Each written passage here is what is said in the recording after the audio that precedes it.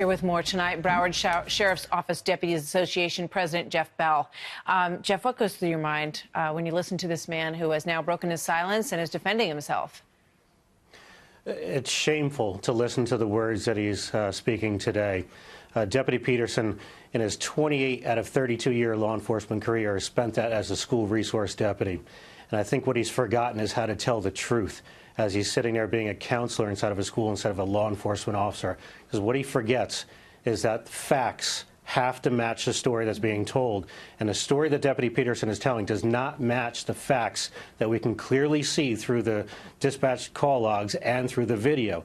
Deputy Peterson was right there a minute after the shooting started and then continued to listen to those shots go on for another 5 minutes before he ever took action. And the first tactical bit of information that he put out on the radio was to tell deputies to stay away 500 feet, which is against all protocol in the sheriff's office. But that also paints a bigger picture of what's going on in the sheriff's office, that things need to be fixed from a much higher level. And the deputies that are working the ground are just following what they're being told to do from a higher level. Yeah, I mean, it's infuriating. This is Andrew Pollack, who lost his daughter, Meadow. He was on with us on Friday night. Watch.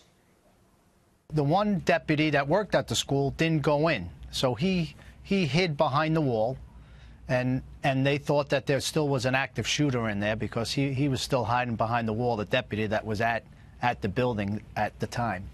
So, you know, the paramedics, they had their work cut out for them that day because the sheriff at the school didn't do his job. Yeah, we were talking about the fact that the paramedics were also told they could not go into the building.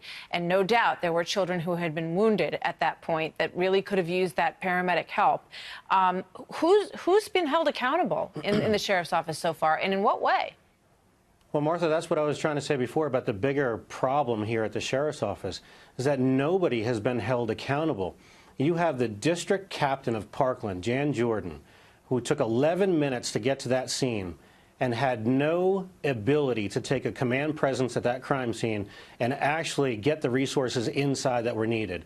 Fire Chief McDowley out of Coral Springs went on the record and stated 6 times he asked Captain Jordan for permission to get fire rescue units and law enforcement units into that school as rescue task force units, as we're trained to do, to help save people and save lives. And 6 times he was denied to allow those rescue task force to get inside. So it shows the incompetence of the district captain, and those people are being placed in by the sheriff himself as political appointees and favoritism and cronyism. Jeff, thank you. We're going to stay on this story. We're going to keep asking the questions until something happens. Thank you very much.